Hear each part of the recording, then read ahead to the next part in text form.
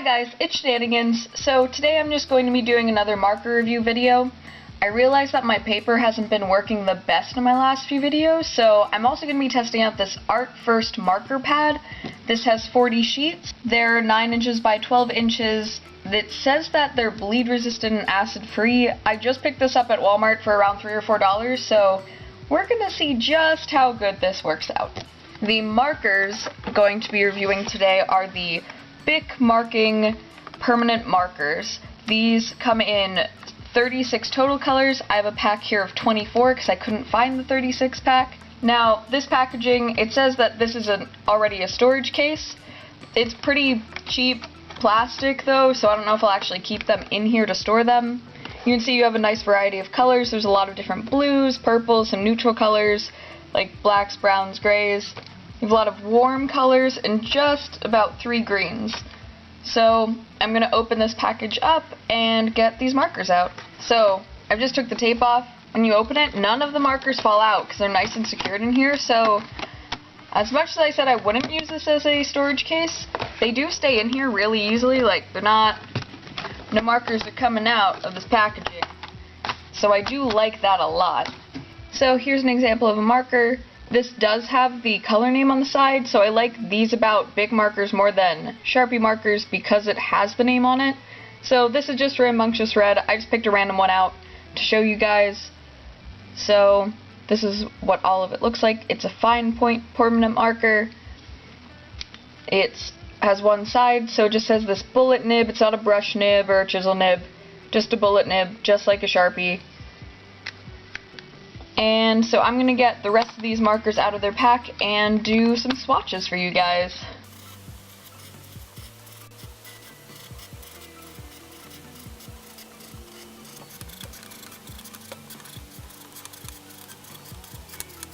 Alright, so now that I have all my swatches, I can say that pretty much all of the swatch colors match exactly what the cap colors look like, which is really nice about these markers since not all markers are that accurate with their colors.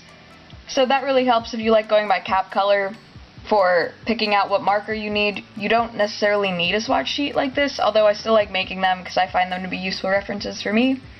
So I'm just gonna flip this paper over, see if we had any bleed through. Yeah, I mean the markers definitely bleed through a bit to the other side, and there's a little bit on my desk. So you can't really see it in the video, but I mean there's a dot right there. It's not terrible, but if I were really coloring, it's gonna bleed through. So, and this is the marker paper that I picked up. So I mean for $3 or $4, I guess I know what kind of quality I'm getting. But I'll give you a close-up.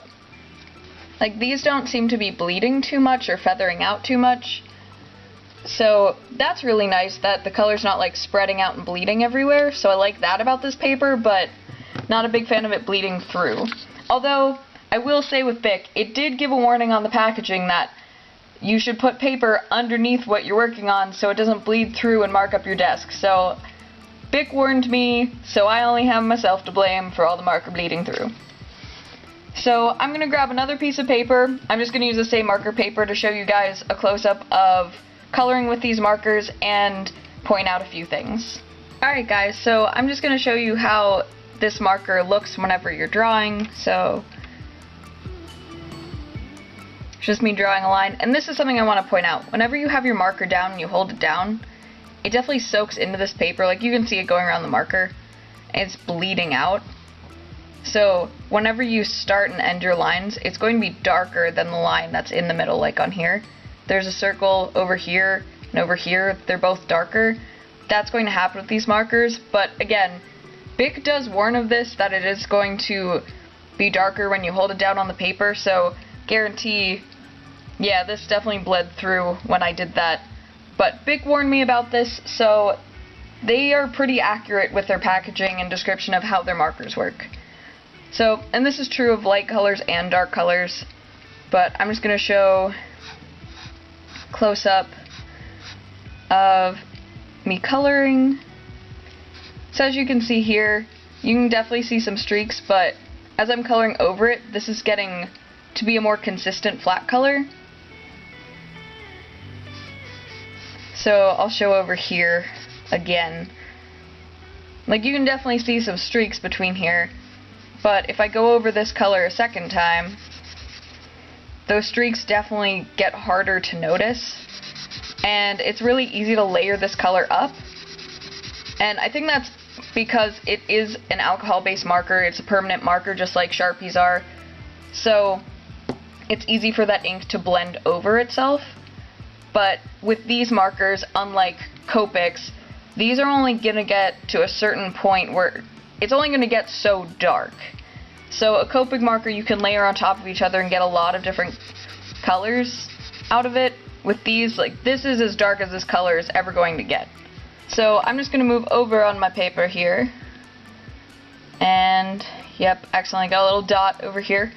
I'm just going to pick a couple colors to show you some blending, just because I want to test out to see how well these markers blend. So I picked out my 3 colors I'm going to blend: this light green, a medium green, and a darker green. I'm going to start with our light green.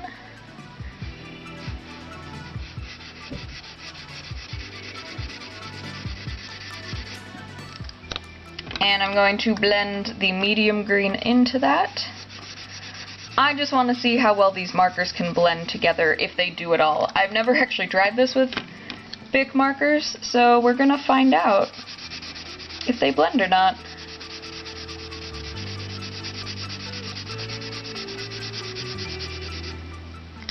Alright, I'm getting a little bit of a gradient. Let's try it with a darker color.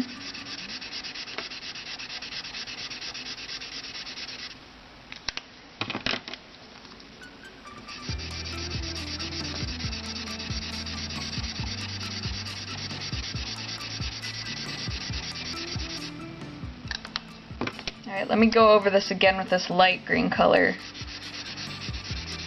just because I'm curious to see the blending.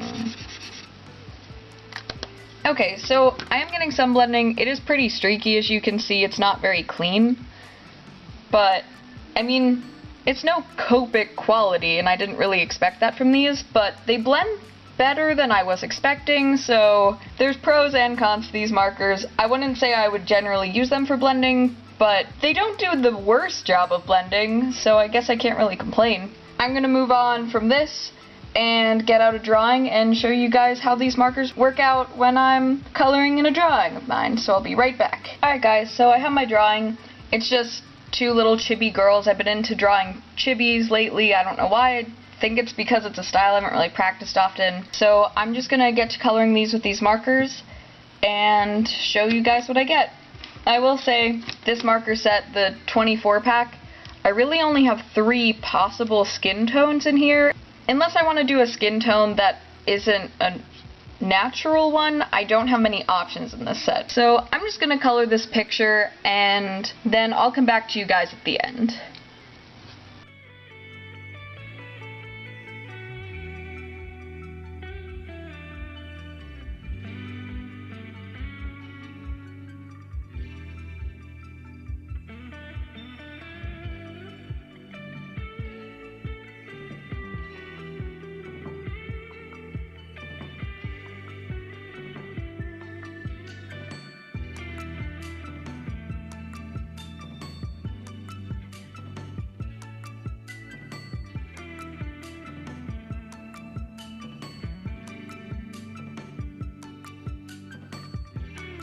This is my finished illustration. I really like the flat color that these markers lay down on the paper, and I also really like the color range that you get in the 24 count set. If you're interested in getting your own, I'll leave the links below. I will say though, I do not recommend this paper because it bleeds through and doesn't seem to allow for the colors to blend super well together. So if you're interested in getting this marker paper, you should know that about it, but it is only $3 or $4 at Walmart, so that's a pro. Thank you guys so much for watching. Please like, comment, and subscribe. Bye!